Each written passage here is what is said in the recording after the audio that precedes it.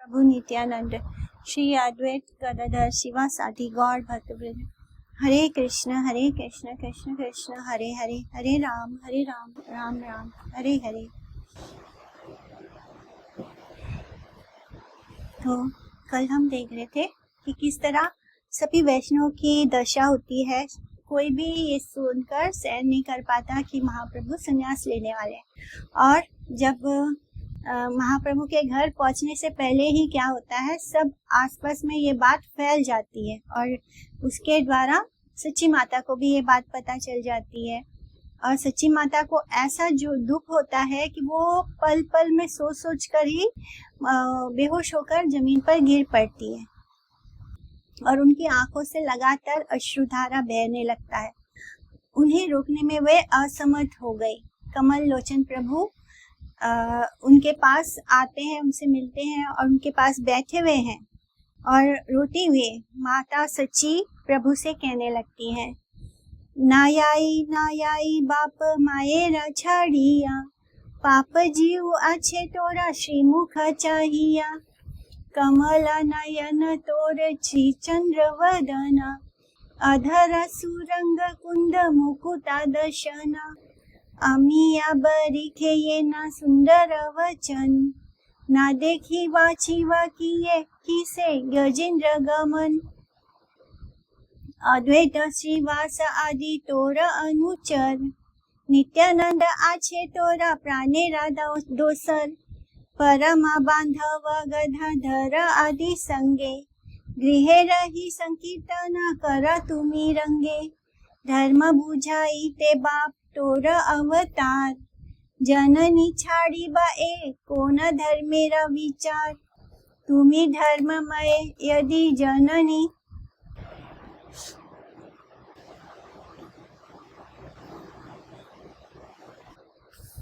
तुमी धर्ममय यदि जननी छाड़ीबा, केमते जगते तुमी धर्म बुझाईबा, प्रेम शोके कहे सची सुने विश्वंभर, प्रेमे ते रोधित कंठ ना करे उत्तर, तोमारा अग्रज आमा छाड़िया चालीला, वैकुंठ तोमार बाप गमन करीला, तुम देखी सकला संताप पासरीलू, तुमी गेले प्राण मुई सर्वथा छाड़ी मु, माँ को छोड़कर मत जाना वत्स, मत जाना। तेरे ये कमल जैसे नयन, चंद्र जैसा सुंदर बदन, सुरंग अधर, कुंड कली और मुक्ता जैसी दंतावली, तेरी ये मीठी मीठी बातें, तेरी गजेंद्र जैसी चाल, ये सब देखे बिना मैं कैसे जीवित रहूंगी। अद्वैत श्रीवास आदि अपने अनुचर वर्ग, प्राण समान नित्यानंद और परम बांधव गदाधर आदि के साथ तू घर में रहकर आनंद सहित संकीर्तन किया कर। हे पुत्र, धर्म को समझाने के लिए ही तो तेरा अवतार हुआ है। जननी को त्याग देना कौन सा धर्म का विचार है? धर्म में तू ही यदि जननी को छोड़ देगा तो जगत में तू धर्म को कैसे समझाएगा? प्रेम शोक से विवल सची कह रही थी। विश्वंभर सुन रहे थे उनके पास बैठकर। तेरा बड़ा भाई मुझे छोड़कर चला गया, तेरे पिता वैकुंठ को चले गए। तुझे देखकर मैं सब दुख भूल चुकी थी। यदि तू भी चला गया तो मैं निश्चित रूप से प्राणों का परित्याग कर दूंगी। चंद्रमा के साथ श्री गौर हरि का वदन, कुंद पुष्प एवं मोती के साथ उनकी दंतावली एवं गजेंद्र गमन के साथ उनके प्रति पदक्षेप की उपमा की गई है। श्री गौर सुंदर धर्म के उपदेशक एवं स्वयं धर्ममय है, इसलिए जननी की सेवा का परिहार करके धर्म की रक्षा कैसे की जाएगी? सची देवी ने ये जानना चाहा। सा वै पुंसाम परो धर्मो, इस विचार की शिक्षा देने के लिए सच्ची माता के मुख में उक्त प्रश्न का उदय हुआ है। यानी भगवान तो साक्षात ही धर्म है और ये कैसा धर्म है कि माँ को अकेले छोड़कर चले जाओ, जबकि ना तो उनके पास उनका कोई बड़ा भाई है, ना कोई छोटा भाई है और ना ही उनके पिताजी हैं। तो ये कैसा धर्म है, यही पूछ रही है सच्ची माता। भगवान की सेवा जागतिक तात्कालिक धर्म से भी अधिकतर प्रयोजनीय है। प्राणेरा गौरांग हेरा पाप अनाथिनी छाड़िते न युयाय सभा लज्जा करा निज अंगने कीर्तना सभा लया करा निज अंगने कीर्तना नित्यानंद आछाए सहाय ध्रुव प्रेममय दुई आखे दीर्घ दुई भुजा देखी वचने ते आमी यावरीशे बिना दीपे घरा मोर तोर अंगे ते उजोर रांगा पाए कथा मधु बारिशे प्रेम शोके कहे सची विश्वम्भर सुने बासी रघुनाथे कौशल्या बुझाए श्री चैतन्य नित्यानंद सुखदाता सदानंद वृंदावन दास रस गाए ऐ माता विलाप कराए सची माता मुख तुली ठाकुराना कहे कोन कथा विवरणा हैला सची अस्थिर चर्म सार शोखा कुला देवी किछु ना करे आहार प्रभु देखी जननीरा जीवना ना रहे निभृते बसिया किछु गोप्य कथा कहे।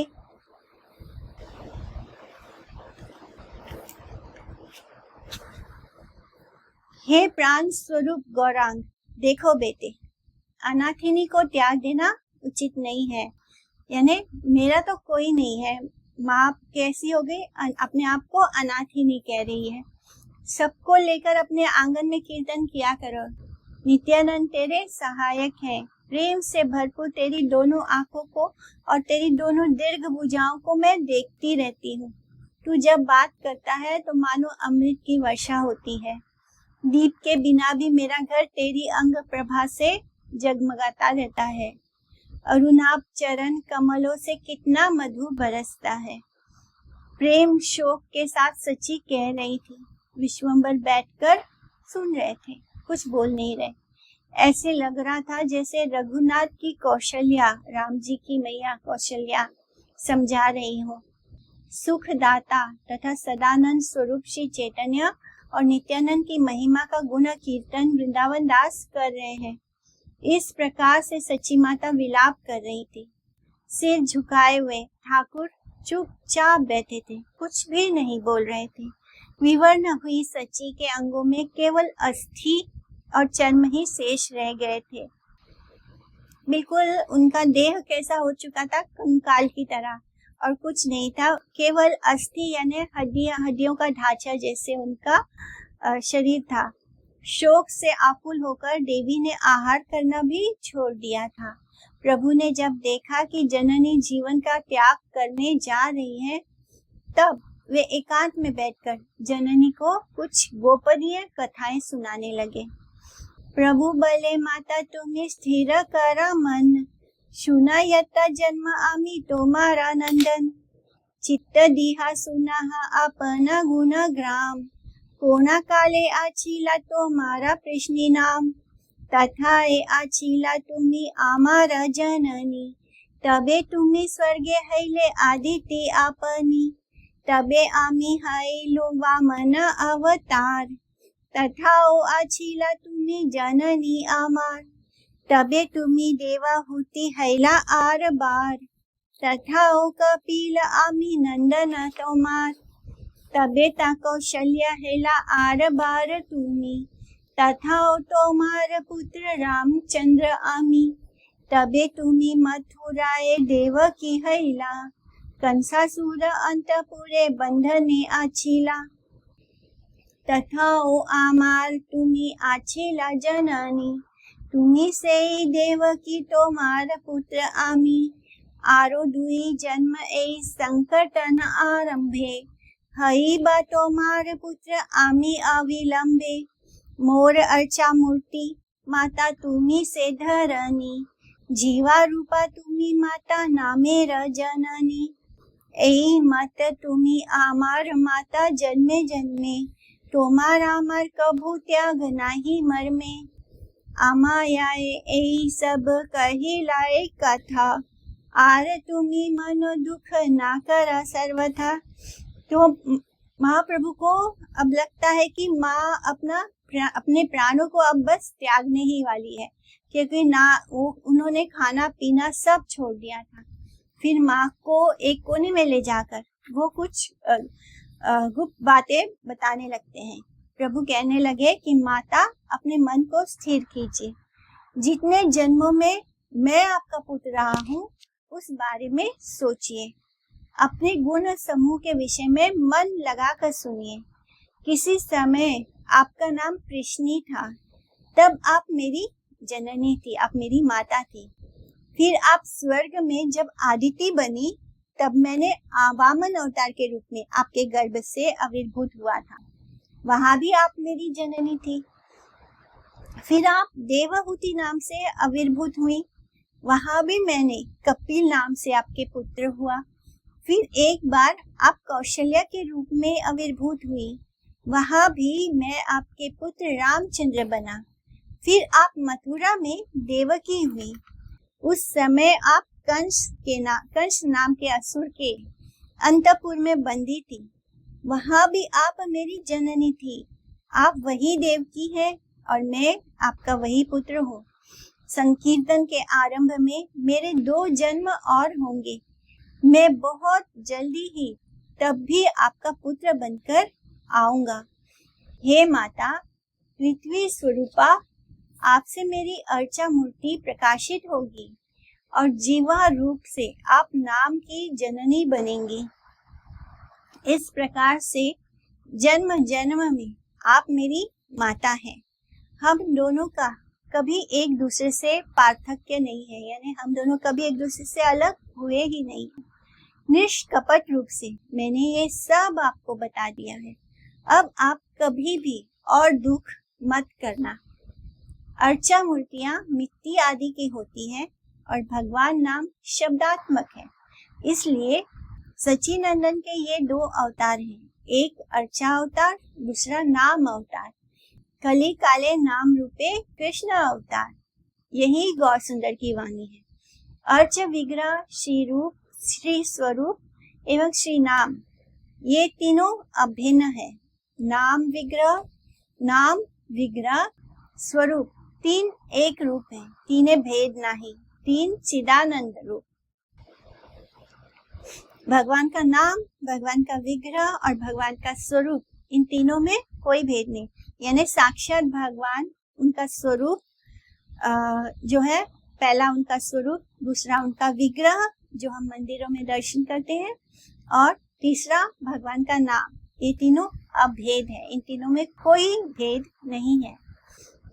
कही लेना प्रभु अति रहस्य कथन, सुनिया सचिरा किछु स्थिर हैला मन। श्री कृष्ण चैतन्य नित्यानंद चांद जान, वृंदावन दास तछु पद युगे गान। अब ये चैप्टर यहाँ पर फिनिश होता है, जिसमें महाप्रभु ने अपनी माता को ढाढ़स बंधाया। प्रभु ने परम रहस्य की बात सुनाई और उसे सुनकर सची का मन कुछ हद तक स्थिर हुआ। श्री कृष्ण चैतन्य तथा नित्यानंद चांद जिनके जीवन है, वे वृंदावन दास उनके युगल श्री चरणों में उनकी महिमा का गान करते हैं। इति श्री चैतन्य भागवते मध्य खंडे वीरा प्रबोध वर्णनम नाम 27 अध्यायः। इति 27 अध्याय का गौड़ीय भाष्य समाप्त होता है। और अब महाप्रभु संन्यास लेंगे। And this is the last chapter of Madhya Khand, chapter 28 अष्टाविंश अध्याय। इसका कथासार पढ़ लेते हैं। इस अध्याय में श्रीमन महाप्रभु के द्वारा श्री केशव भारती के निकट से संन्यास ग्रहण अभिलाषा का नित्यानंद के समक्ष ज्ञापन एवं सची माता आदि पंच जनों के समीप इसके ज्ञापनार्थ आदेश, संन्यास ग्रहण के पूर्व का दिवस भक्तों के साथ कीर्तन के आनंद में बिताना एवं सभी को कृष्ण भजन करने के लिए आदेश, श्रीधर प्रदत्त लौकी एवं किसी एक अन्य सुकृतिमान के द्वारा प्रदत्त दूध द्वारा माता को लौकी यानी बॉटल गुड़, जिसको हम लोग मुंबई में दूधी बोलते हैं, तो लौकी रंधनार्थ आदेश एवं उसको बनाने का आदेश एवं उसका भोजन प्रभु द्वारा घर छोड़ने से पहले सच्ची माता का द्वार में अवस्थान, प्रभु के द्वारा सच्ची माता को प्रबोध दान एवं उनकी चरण धूलि ग्रहण करके प्रस्थान, सच्ची माता की जड़ प्राय स्थिति, प्रभु की गमन वार्ता सुनकर भक्तों का क्रंदन, निंदक पाखंडियों द्वारा भी शोक प्रकटन। अब तक जो लोग बहुत निंदा करते थे महाप्रभु की, जब वो देखते हैं कि महाप्रभु जा रहे हैं तो उनको भी शोक होता है। प्रभु के द्वारा केशव भारती के कानों में संन्यास मंत्र का वर्णन एवं केशव भारती द्वारा वही मंत्र प्रभु को देकर संन्यास नाम प्रदान आदि विषय वर्णित हुए हैं। तो नॉर्मली क्या होता है कि जो गुरु होते हैं वो संन्यास मंत्र देते हैं अपने शिष्य को, लेकिन यहाँ पर कैसे हुआ, महाप्रभु ने पहले जिनसे संन्यास ले रहे हैं केशव भारती, उनके कानों में पहले वो मंत्र दिया ताकि वो उनको दोबारा संन्यास के लिए वो मंत्र दे पाए। श्री श्री गौर हरि ने संन्यास लीला का आविष्कार करने से पहले श्री नित्यानंद प्रभु को एकांत में बुलाकर केशव भारती के निकट से संन्यास ग्रहण करने की बात को व्यक्त की एवं सच्ची माता आदि पंच जनों के समीप उसे प्रकाशित करने का आदेश दिया। संन्यास ग्रहण से पहले का एक दिन प्रभु ने सभी के साथ आदिवास तिथि जिसे बोलते हैं, तो सभी के साथ परम आनंद सहित संकीर्तन के आनंद में बिताया एवं सभी को अपनी प्रसादी माला प्रदान करके निरंतर कृष्ण कीर्तन कृष्ण भजन करने का उपदेश दिया और बताया कि इससे ही उनमें प्रीति का उदय होगा। इसलिए जब भी कुछ हो, स्ट्रेस हो, कुछ भी हो, तो जब भी ऐसे लगे कि जीवन में अब कुछ है ही नहीं, कुछ रास्ता ही ना सूझे, तो सब कुछ भूलकर, सब कुछ छोड़कर केवल हरे कृष्णा महामंत्र का जप करने के लिए बैठ जाना चाहिए। सोचना नहीं चाहिए, ज्यादा दिमाग को परेशान नहीं करना चाहिए, क्योंकि कृष्ण और कृष्ण नाम में कोई अंतर नहीं है। कृष्ण जैसे ही हम उनको पुकारते हैं वो वहां पर आ जाते हैं और वो हमारे उस परिस्थिति से जो हमारी सिचुएशन है उससे बाहर निकाल देते हैं। तो महाप्रभु सबको यही उपदेश दे रहे हैं कि केवल निरंतर सतत यानी लगातार केवल कृष्ण कीर्तन कृष्ण भजन करते जाइए। इसी से भगवान के प्रति हमारे अंदर प्रीति उत्पन्न होगी। सभी भक्तों को उस प्रकार का उपदेश देकर प्रभु जब अपने घर लौटे, तब श्रीधर ने हाथ में एक लौकी लेकर प्रभु के समीप आगमन किया। भक्त के द्रव्य का भोजन करने के अभिलाषी होकर प्रभु ने, तो वो लौकी लेकर आता है, तो महाप्रभु उसको पाने की इच्छा करते हैं और उसके भोजन भक्त जो लेकर आया है उसको महाप्रभु बहुत प्रेम से ग्रहण करते हैं। तो प्रभु ने अपनी जननी को उसे रंधन करने के लिए उसे कुक करने का आदेश प्रदान किया। इसी बीच एक और भाग्यवान व्यक्ति द्वारा भेंट में दूध प्रदान किए जाने पर प्रभु ने माता से दूध और लौकी को रंधन करने को कहा, कुक करने के लिए कहा। परम प्रसन्नता के साथ सच्ची माता ने उसको पकाया। सभी व्यक्तियों को विदा करके भोजन समापन के पश्चात प्रभु ने कुछ देर के लिए योग निद्रा के प्रति दृष्टिपात किया। गदाधर एवं हरिदास उनके समीप सोए रहे, परंतु सच्ची माता की आंखों में नींद नहीं आई। वे अनुक्षण क्रंदन कर रही थी। रात्रि के 4 दंड बाकी हैं।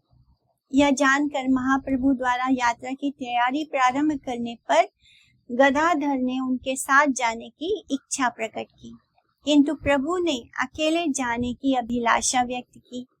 प्रभु के गमन का समाचार जानकर सच्ची देवी द्वारा द्वार में जाकर अवस्थान करने लगी, द्वार पर जाकर बैठ गई। श्री गौर सुंदर ने जननी को बहुविधा सांत्वना प्रदान करके एवं उनकी चरण धूलि सर पर लेकर यात्रा की। सच्ची माता की स्थिति जड़ प्राय हो गई।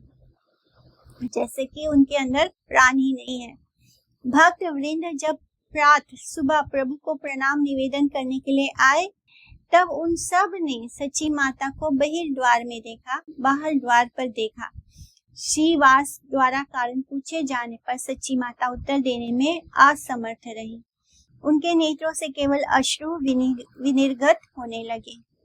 अंत में निर्वेद सहित उन्होंने कहा, भक्त वृंद विष्णु के द्रव्य के अधिकारी होते हैं, इसलिए जो कुछ सामग्री घर में पड़ी है उसे वे ले आए। जहां मेरी इच्छा होगी चली जाऊंगी। भक्त वृंद इसे सुनकर समझ गए कि प्रभु चले गए। वे सब अचेतन होकर भूमि पर गिर पड़े।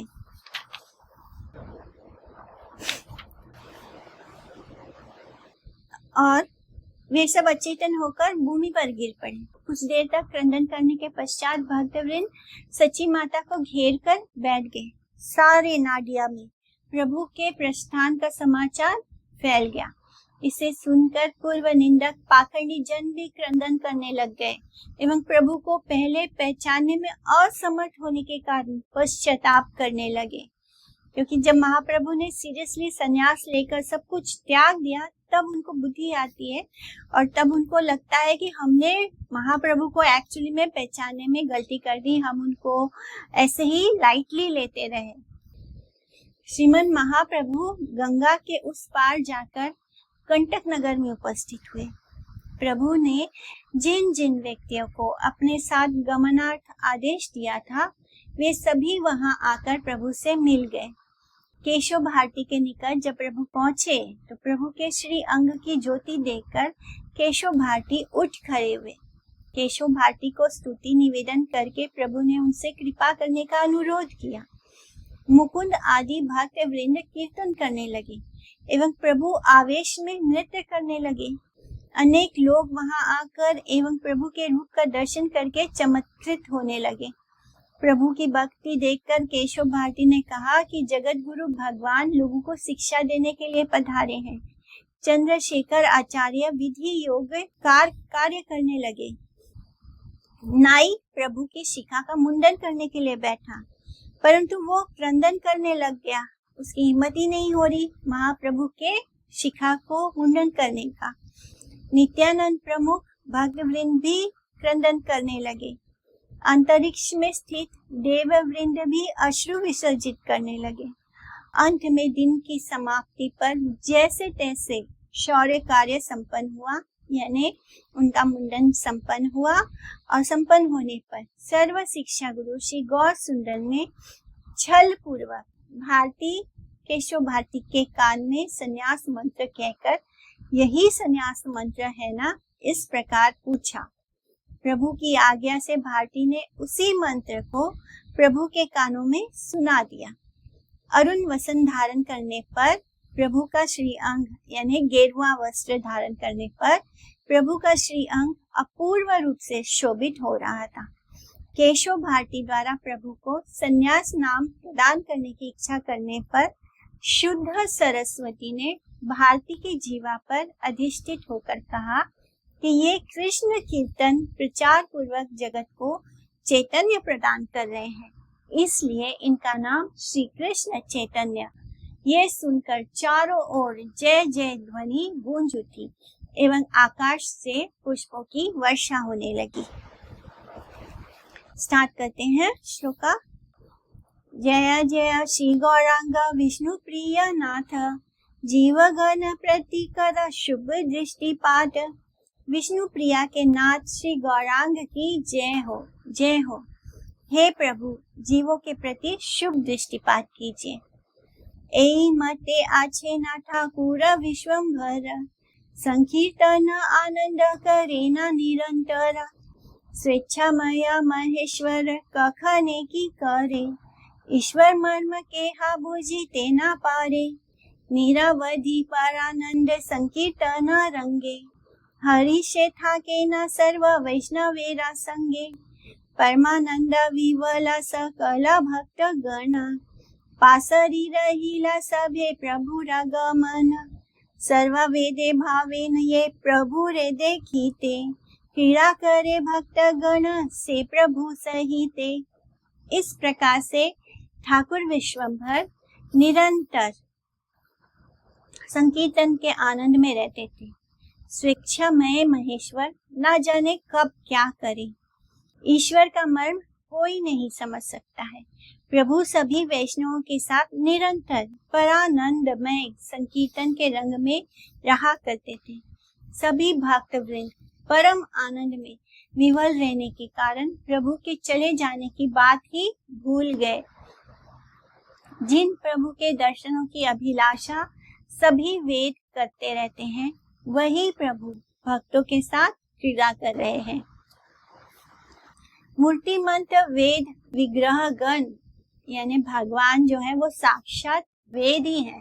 तो मूर्तिमंत वेद विग्रह गण पर्सोनिफाइड वेदा तो अपने प्रतिपाद्य भगवान की मूर्ति का चिंतन मात्र करते हैं, परंतु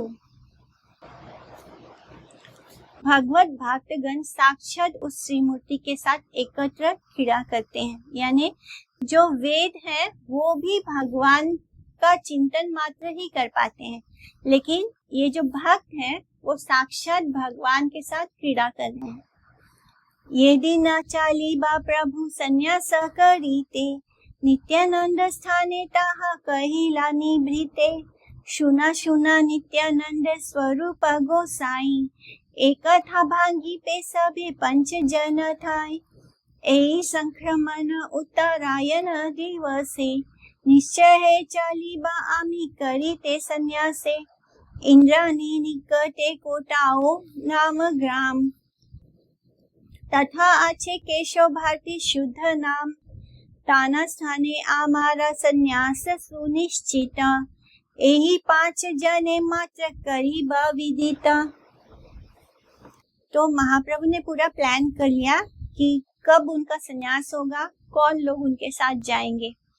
प्रभु को संन्यास ग्रहण करने के लिए जिस दिन जाना था, उसके बारे में उन्होंने नित्यानंद को एकांत में बुलाकर बताया। प्रभु कहने लगे कि हे नित्यानंद, स्वरूप गोसाई सुनिए, स्वरूप दामोदर, स्वरूप गोसाई सुनिए, ये बात केवल 5 जनों के समक्ष कहना। मैं आने वाली इस उत्तरायण संक्रांति के दिन निश्चित रूप से संन्यास ग्रहण करूंगा। इंद्राणी के निकट कोटाया नाम के गांव में शुद्ध नाम के केशव भारती विद्यमान है। मैं उनसे ही संन्यास ग्रहण करूंगा, ये निश्चित है। ये समाचार सिर्फ इन 5 जनों के पास कहना। ग्रह गण ज्योतिष चक्र में भ्रमण करते हैं। वह ज्योतिष चक्र 12 समान भागों में विभक्त है। प्रत्येक भाग में वृत्त का 12 वर्तमान है। वृष, मिथुन, कर्कट, सिंह, कन्या, तुला, वृश्चिक, धनु, मकर, कुंभ एवं मीन नामों से जाने जाते हैं, जो राशियां होती है। पृथ्वी पर रहने वाले दर्शक सूर्य को ज्योतिष चक्र में भ्रमण करते हुए देखते हैं। राशियों में सूर्य के प्रारंभिक गमन से, यानी किसी राशि जो होता है वो सभी सूर्य जो होता है वो सभी राशियों में बारी बार गमन करता जाता है।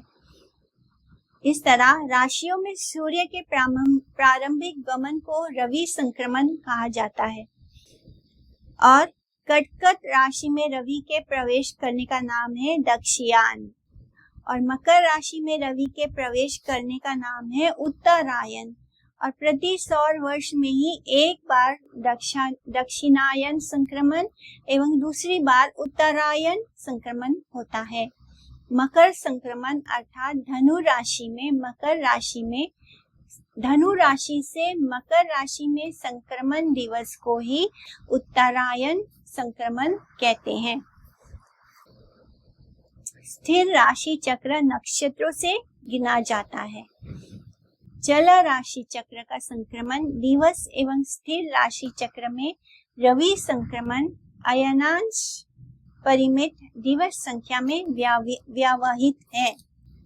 राडीय श्रीनिवास द्वारा गणन प्रथा चालू करने के पहले भगवान श्री गौर सुंदर का आविर्भाव हुआ था।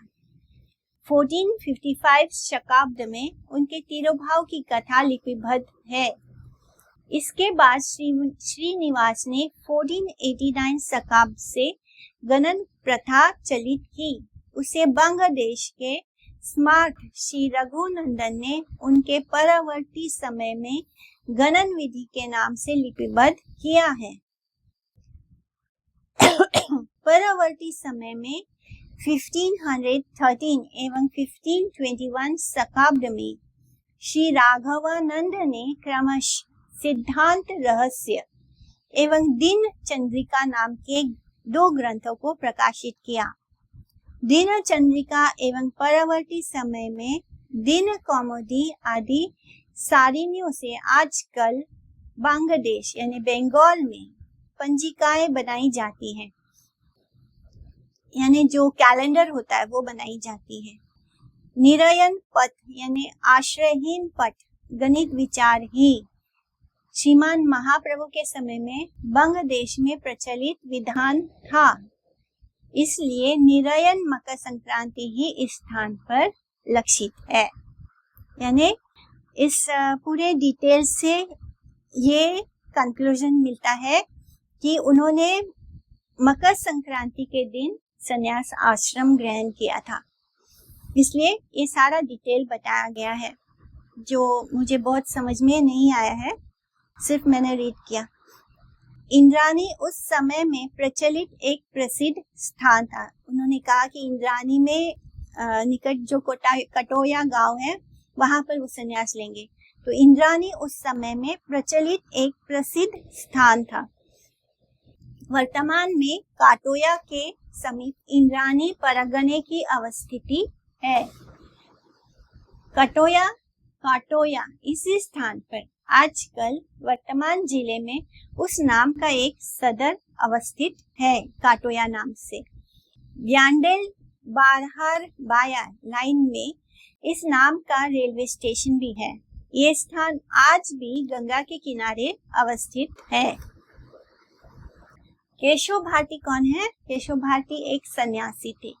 वे सन्यास गुरु का कार्य करते थे, यानी लोगों को सन्यास देते थे। विष्णु स्वामी के अतीव प्राचीन संप्रदाय में अष्टोत्तर शत सांप्रदायिक संन्यास नामों की प्रथा प्रवर्तित थी। आगे केवल अद्वैतवादी श्री शंकराचार्य ने इनमें से 10 नामी सन्यासी संप्रदाय का प्रवर्तन किया था। इनमें भारती एक सांप्रदायिक संन्यास नाम है। कहा जाता है कि दक्षिणात्य के श्रृंगेरी मठ से 10 नामी संप्रदाय के 3 प्रकार के सन्यासी सरस्वती, भारती एवं पुरी, जैसे बहुत सारे महाराज जो सन्यासी महाराज होते हैं उनके नाम के आगे सरस्वती लगता है, बहुत सारों के आगे नाम के आगे भारती लगता है, और बहुत सारे लोगों के जो सन्यासी होते हैं उनके नाम के आगे पुरी लगता है। तो ये 3 सरस्वती, भारती एवं पुरी नामधारी यतिगण उद्भूत हुए हैं। सरस्वती संप्रदाय श्रेष्ठ है। भारती संप्रदाय जो होता है वो मध्यम है। पुरी संप्रदाय साधारण है। व्यक्तिगत नाम है केशव और श्रेणीगत परिचय है भारती। यानी वो कौन सी श्रेणी में है? मध्यम संप्रदाय वाली श्रेणी में है। जो भारतीय संप्रदाय के होते हैं, जिन सन्यासियों के नाम के आगे भारती लगता है, वो मध्यम लेवल पे होते हैं। जिनके नाम के आगे सरस्वती लगता है वो संप्रदाय श्रेष्ठ होता है, सबसे अच्छा, बेस्ट। तो ये जो है इनका नाम केशव है और इनका जो श्रेणी है वो है भारती। वर्तमान समय में भी अनेक व्यक्ति अपने को केशव भारती का वंशज बताकर अपना परिचय प्रदान करते हैं। वंशज बताकर प्रदान करना यानी जो भारतीय संप्रदाय वाले हैं, जिनके नाम के आगे भारती रखता है, वो सब उनके वंशज ही हो गए, जो उनके द्वारा फॉलो हुए हैं या जिनको उन्होंने संन्यास प्रदान किया है। वैष्णव मंजूषा समारीति में ये सभी बातें विस्तृत रूप से बहुत ही डिटेल में वर्णित है। वैष्णव मंजूषा नाम के एक बुक में, ग्रंथ में। आमार जननी गदाधर ब्रह्मानंद श्री चंद्रशेखर आचार्य अपर मुकुंद, यानी ये 5 लोग, अमर जननी सच्ची माता, गदाधर पंडित, ब्रह्मानंद, श्री चंद्रशेखर आचार्य और मुकुंद। एई कथा नित्यानंद स्वरूपेरा स्थाने, कही लेना प्रभु इह केहा नहीं जाने। पंच जना स्थाने मात्र ऐसा कथाना, कही लेना नित्यानंद प्रभु रागमना। प्रभु ने नित्यानंद स्वरूप से कहा, ये समाचार मेरी जननी को, गदाधर पंडित को, ब्रह्मानंद को और श्री चंद्रशेखर आचार्य और मुकुंद से कहना। इस बात को और कोई नहीं जानने पाए। नित्यानंद ने केवल मात्र 5 जनों के निकट प्रभु के प्रस्थान यानी संन्यास लेने के लिए जाने के बारे में ये सब बातें कह दी। जिनको बताने के लिए कहा उनको बता दिया। से दिन प्रभु सर्व वैष्णवेरा संगे, सर्वदीना गोड़ाइला संकीर्तन रंगे। परम आनंदे प्रभु करिया भोजना, संध्याए करीला गंगा देखी ते गमना। गंगा नमस्कारिया बसीला गंगा तीरे, शने के ठाकिया पुनः आई लेना घरे। उस दिन प्रभु ने सभी वैष्णवों के साथ दिन भर संकीर्तन के आनंद में व्यतीत किया। बाकी सभी को नहीं पता है, केवल 5 लोगों को पता है कि वो जाने वाले हैं। तो सारा दिन उन्होंने संकीर्तन में व्यतीत किया। उसके बाद तत्पश्चात परम आनंद सहित भोजन किया। फिर इवनिंग के समय सायं काल में प्रभु ने गंगा जी के दर्शनार्थ गमन किया। गंगा जी के दर्शन करने के लिए